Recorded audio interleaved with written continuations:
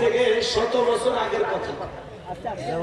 ভারতের জমিনে যখন মুসলমানের সংখ্যা খুব কম ছিল, আলেম ওলামার সংখ্যা কম ছিল, তখন মুসলিম বস্তি এলাকার মধ্যে থেকে একজন মুসলমান মারা গেছে, তাকে জানাজা পড়াবে এরকম মানুষ পর্যন্ত নাই, কোন আলিমই নেই। কথা কি বুঝাতে পারলাম? এলাকার মানুষগুলো টেনশনে পড়ে গেল, একজন ইমানদার মারা গেছে, কিভাবে জানাজা দিতে হবে, কিভাবে কবরে শায়িত করতে হবে, আমরা তো কেউ বিষয়টা জানি না। লোড পড়েছে, মেশিনের উপরে লোড পড়েছে, সাউন্ড হবে না, আমি তো গলা ফাটাই দিছি।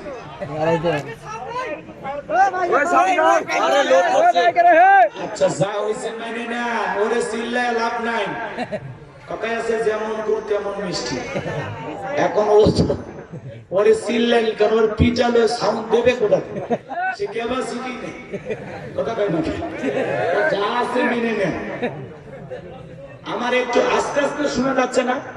একটু আস্তে আস্তে তো শোনা যায়, বিশৃঙ্খলা করেন না বাজান। আমি এই বছরে প্রথম আপনাদের মাহফিলে আসছি, আল্লাহর রাস্তে আমারে শুধু 12টা পর্যন্ত সময় দেবেন, এরপরে আপনাদের ভালো লাগলে আরো সময় বাড়াবো, আর না হলে 12টা বাজলে আমি দোয়া করে দেবো। আল্লাহর কোরআনের মহব্বতে আমি আপনাদের এলাকার সন্তান, আল্লাহর কোরআনের মহব্বতে আর আমার সন্তান, দুহাত তুলে দেখা ইনশাআল্লাহ, ইনশাআল্লাহ, একবার বলেন ইনশাআল্লাহ। এইবার যারা থাকবেন না আপনাদের ছুটি চলে যাবেন, আপনি চোখটা বন্ধ করে চলে যাবেন, আমার রাইতে চলে যাবেন। প্রতিদিন কি দেখা হয় ভাই? কত কষ্ট করে আসছি, একটু মেহরবানি করে সময় দেন। এখন ওই সাউন্ড যা হয়েছে মেনে নেন, ওই বিষয় না। আমার ভাইয়েরা, এই মুসলমান মানুষটাকে কিভাবে কবরে রাখা হবে, এই ইমানদার ব্যক্তির কবরে রাখার উপায়টা কি? কোন আলেম এলাকার মানুষ চিন্তা করলো, একটা দিন অতিবাহিত হতে লাগলো, যদি আমরা গোসলটা না করি আমাদের অবস্থাটা কি হবে? এই কথা চিন্তা ভাবনা করে মুসলমান ইমানদারের গোসলের ব্যবস্থা করা হলো। পরের দিন সকালবেলা সবাই সিদ্ধান্ত নিল, ওই রাস্তার পাশে আমাদের কবরস্থান, ওই কবরের পাশে আমরা যদি কোন ইমানদার পাই, কোন খাঁটি আলেম বান্দা পাই, তার মাধ্যমে আমরা জানাজার নামাজটা পড়ায় নিব। এই কথা চিন্তা করে লাশের কাটিয়ে নিয়ে রাস্তায় তারা অপেক্ষা করলেন। দীর্ঘ সময় অতিবাহিত হয়ে যাওয়ার পর আল্লাহর একজন বান্দা মাথায় টুপি আর গায়ে লম্বা জুব্বা পরে রওনা করেছে। মানুষটা যখন এসেছে তাদের নিকটবর্তী, ডেকে বলে, ভাই দেখে মনে হয় আপনি আলেম মানুষ।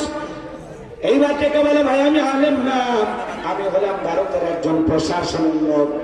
ডেকে বলে, ভাই আমরা তো একজন মানুষ মারা গেছে, এই মানুষটাকে কিভাবে দাফন কাফন করতে হয় আমরা জানি না, আপনার পায়ে ধরে হাতে করে অনুরোধ করি, যদি দয়া করে আপনি লাশটা দাফন করার জন্য সহযোগিতা করতেন, আমরা থাকতাম।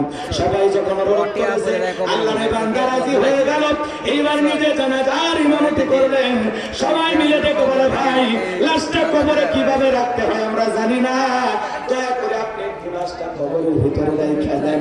আল্লাহর গোলাম সকলের অনুরোধে লাশটা কবরের ভিতরে রাইখা দিলেন। এরপরে বাসির বিছানা বিছায়া দিলেন। কবরে মাটি দেওয়ার পর সবার কাছ থেকে বিদায় নিয়ে লোকটা যখন অফিসে চলে গেল, পকেটের ভিতরে হাত দিয়ে দেখে আমি একটা পেপার হারিয়ে গেছি, অনেক মূল্যবান একটা কাগজ হারিয়ে গেছে। লোকটা চিন্তা করলো, এই কাগজ ছাড়া আমার চাকরি থাকবে না, আমার বেতন উঠবে না, এটা তো হতে পারে না। এইবার এই কাগজটাকে সংগ্রহ করার জন্য কবরস্থান পর্যন্ত চলে আসলো, কই কোথাও খুঁজে পেল না। এইবার ওই গ্রামের মানুষদেরকে দেখে বলে, ভাই আপনাদের উপকার করতে আসা আমার বড় ক্ষতি হয়ে গেছে, আমার একটা দামি পেপারস মনে হয় ওই কবরস্থানের ভিতরে পড়ে গেছে, আসেন আসেন তাড়াতাড়ি করে আসেন, কবরের মাটি টান দিয়া ওই কবরস্থান থেকে আমার পেপারসটা বের করতে হবে। একে বলতেছে, ভাই এই মাত্র কবর দিলাম, কোনো ক্ষতি হবে না। আল্লাহরে বান্দা ডেকে বলে, না না, 1 ঘন্টার ব্যবধানে লাশ কাজ তো করছেও নাই, বলে নাই চলেন চলেন। এই কথা বলে বাজান গো আমার কবরের মাটিগুলো যখন টান দেওয়া হলো, একটা দুইটা পাঁচ যখন তুলেছে, সবাই টাকা টাকা আরে 1-1.5 ঘন্টা আগে যেটা মাটির কবর, ওইটার মাটির কবর নাই, কে যেন ফুল দিয়া জান্নাতি ডেকোরেশন করে দিয়েছে, পুরো কবরটা আলো দিয়ে আলোকিত হয়েছে। বলেন সুবহানাল্লাহ। পুরো কবরটা শুধু ফুল আর ফুল, ফুল আর ফুল, আর পুরো কবরটা আলোকিত হয়েছে, চিকচিক করতেছে পুরো কবরটার ভিতর। এইবার টাকা দেখে কবরের একটা মানে ওই চিরকুটটা আছে, ওই পরে যাওয়া কাগজটা আছে, ওইটা নেওয়ার পরে দেখে বলে তাড়াতাড়ি করে কবরে আবার বাঁশ বিছাও, এরপরে কবরে আবার মাটি দেওয়া গেলো। আর সবাই চোখের পানি ছেড়ে দেয়, কাজার বলে হারে আল্লাহর এই বান্দা জীবনে কি এমন আমল করেছে, যারা আমল কারণে কবরটা আল্লাহ জান্নাতের বাগান বানায় দিয়েছে। 1-1.5 ঘন্টা আগে যেটা মাটির কবর ছিল, ওইটার মাটির কবর নাই, কে জান্নাতি ডেকোরেশন করে দিল, কে এমন ফুল দিয়ে সাজাইলো। এই ব্যক্তি জীবনে কি এমন আমল করেছে, যে আমলের কারণে তার কবরকে আল্লাহ জান্নাতের বাগান বানায় দিয়েছে। সে আমলের কথা আপনাদের জানার দরকার আছে না নাই? কারা কারা শুনলেন দুহাত তুলে দেখা